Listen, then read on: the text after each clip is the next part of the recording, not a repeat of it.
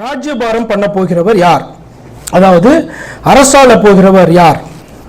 ராஜ்யம் பிதாவாகிய தேவனுக்கு ஒப்புக் கொடுக்கப்படும் என்று இருக்கிறதே, யார் அரசாளுவார்? பாருங்க, 1 கொரிந்தியர் 15:24 வாசிங்க.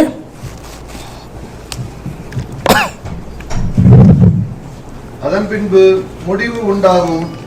அப்பொழுது அவர் சகல துரைத்தனத்தையும் சகல அதிகாரத்தையும் வல்லமையும் பரிகரித்து தேவனும் பிதாவுமாய் இருக்கிறவருக்கு ராஜ்யத்தை ஒப்புக் கொடுப்பார். இந்த வசனம் சொல்றதை நீங்க கேட்கலாம். ராஜ்யம் பிதாவாகிய தேவனுக்கு ஒப்புக் கொடுக்கப்பட போகிறது, அதை இயேசு செய்கிறார் சொல்லி இந்த வசனத்தில் வாசிக்கிறோமே.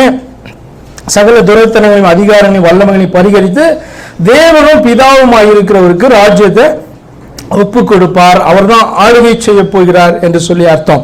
அப்போ வருகிறவர், நான் உங்களுக்கு காண்பித்தேன் வருகிறவர் யார் என்று சொல்லி, எஜமான் தான் வரப்போகிறார் சொல்லி ஊமையின் மூலமாய் காண்பித்தேன்.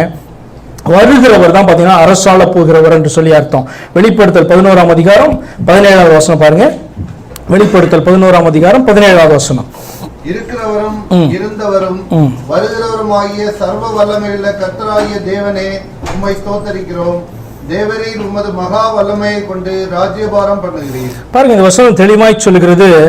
இருக்கிறவரும் இருந்தவரும் வருகிறவருமாகிய சர்வ வல்லமையுள்ள கர்த்தராகிய தேவனே, அவர் தான் ராஜரிகம் பண்ணுகிறார் என்று சொல்லி வசனம். அப்ப வருகிறவர் என்று சொல்லி எல்லாரும் விசுவாசிக்கிற ஒருவர் உண்டுன்னு சொன்னால் யார் அது?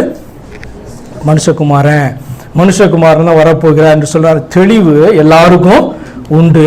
ஆனா மனுஷகுமாரன் வேறொருவர் என்று சொல்லி என்ன பண்றாங்க, நினைத்து கொண்டு இருக்கிறது தான் ரொம்ப ரொம்ப அநியாயமான ஒரு காரியமாய் காணப்படுது. இங்க வசனம் சொல்ல, இருக்கிறவரும் இருந்தவரும் வருகிறவரும் ஆகிய சர்வ வல்லமையுள்ள கர்த்தராகிய தேவனே ராஜ்யபாரம் பண்ண. இன்னும் தெளிவில்லையா?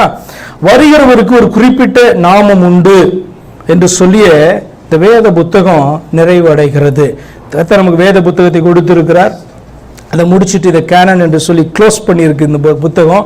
இதுக்கு மேலே என்ன பண்ண புத்தகத்தை சேர்க்க முடியாது. இந்த வேத புத்தகம் எப்படி முடிவடையுது பாருங்களேன். வெளிப்படுத்தல் 22ஆம் அதிகாரம் 20-21 வசனங்களை வாசிக்கலாம். வெளிப்படுத்தல் அதுதானே கடைசி 2 வசனங்கள். ஆமா, கடைசி வேத வசனங்கள் இப்படிதான் முடியுது.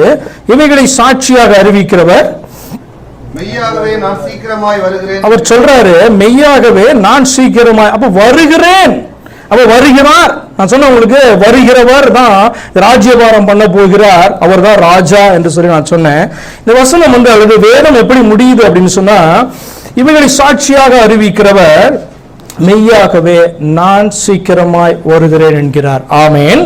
என்ன வசனம் சொல்லிட்டு பாருங்க, கர்த்தராகிய ரொம்ப தெளிவா இருக்கிறாங்க அப்போஸ்தலர்கள் எல்லாம், அது இந்த ஊழியக்காரர்கள் எல்லாம் ரொம்ப தெளிவாக காணப்படுறாங்க.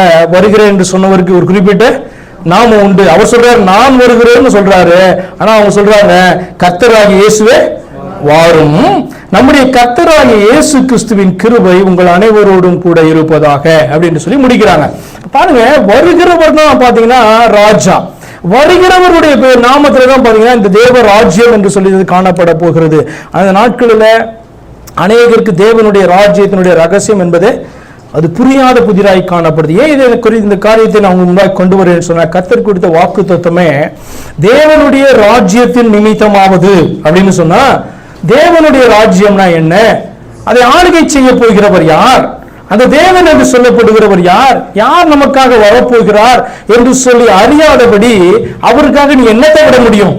விடுகிறது என்று சொன்னா, நான் சொன்னேன் அவருக்கு அதிக முக்கியத்துவம் கொடுக்கிறது என்று சொல்லி. ஆனா இந்த நாட்களில் இந்த இயேசு கிறிஸ்துவுக்கு அதிக முக்கியத்துவம் கொடுக்கப்படுகிறதா என்று சொல்லி நீங்கள் என்ன பண்ணணும், சிந்தித்து பார்க்க வேண்டும். சுவிசேஷமா இப்போ இதை தான் நீங்க அறிவிக்கணும். எது? கர்த்தர் இவர் என்று சொல்லி நீங்க அறிவிக்கணும். கர்த்தர் யார் அப்படின்னு சொன்னா நீங்க சொல்லிக் கொடுக்கணும். கர்த்தர் என்பது இந்த வேதத்தினுடைய தேவனை குறிக்கிறது. கர்த்தர் சொல்றார், இஸ்ரவேலினுடைய தேவனாகிய கர்த்தரே கர்த்தர். அப்ப கர்த்தர் என்கிறதான நாமம், அந்த வார்த்தை இந்த வேதத்தினுடைய மெய்யான தேவனை குறிக்கிற வார்த்தை.